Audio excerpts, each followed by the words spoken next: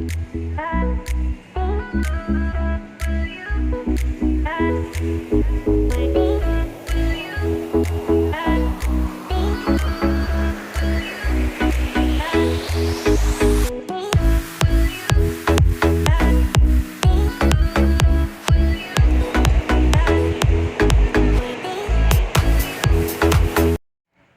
ayun na guys, nakakuha na ako ng ticket pero 4 o'clock ang biyahe. So, ang target ko sana is 2 p.m. para mas maaga-aga kaming makarating sa Baguio.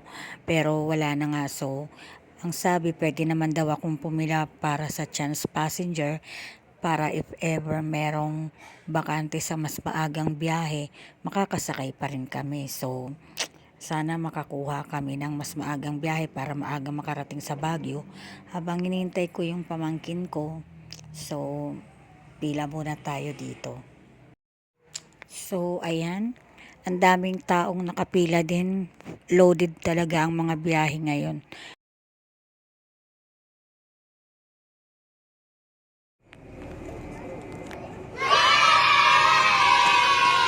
And yes, finally, nakasakay din kami.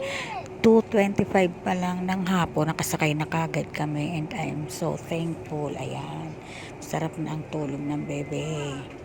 So, pahirapan sa pag-upo, kalahating puwet lang nakaupo sa akin kasi pinagkasya lang namin yung upuan, kaming tatlo. Buti na lang payatot tong bata na to kaya nagkasya kami. So, ayun, tiis-tiis sa mahabang biyahe.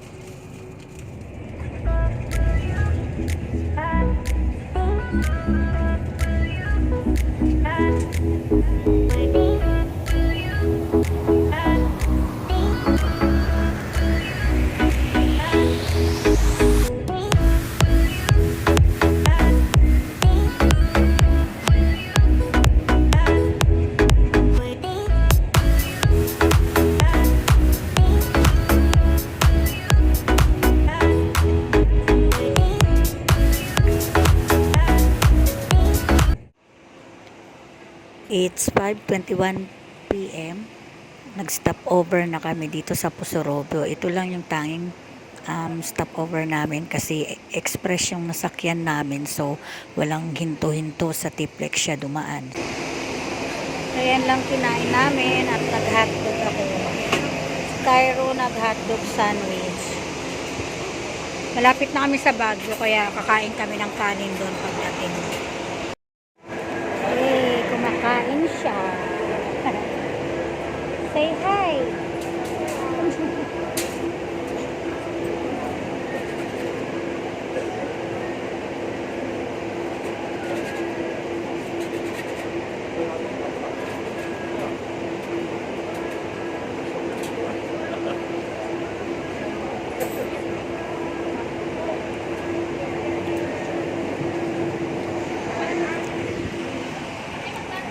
Ang bilis ng biyahe namin. Pusorobio kagad. Kasi stop over kami.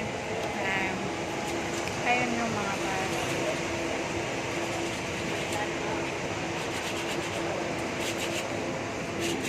So, from here, mga 2 hours na lang sa Baguio na kami.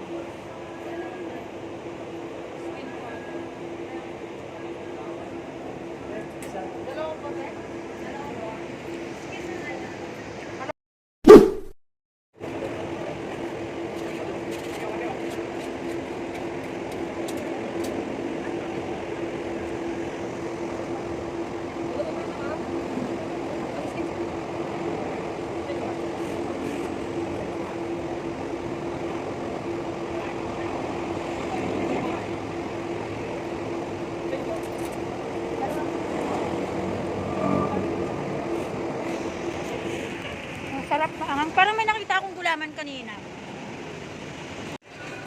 Hanap kami ng drinks. Saan ba yung gulaman na nakita ko? Saan? Hindi, wala dun.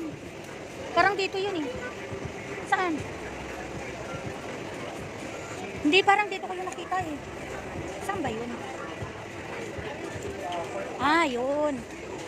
Ayun. Alin gusto mo?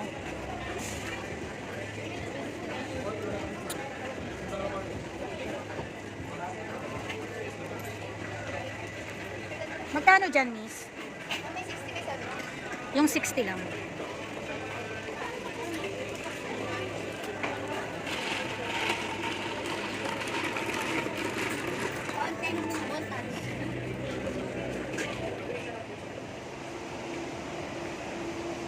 Ba't kasi hindi mo pa iniwan yung bag mo?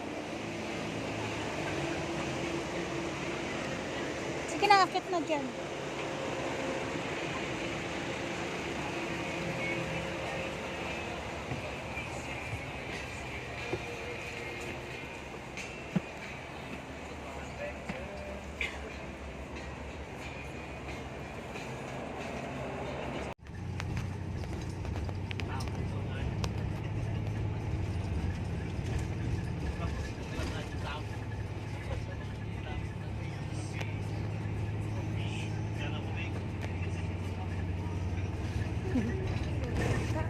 Ha?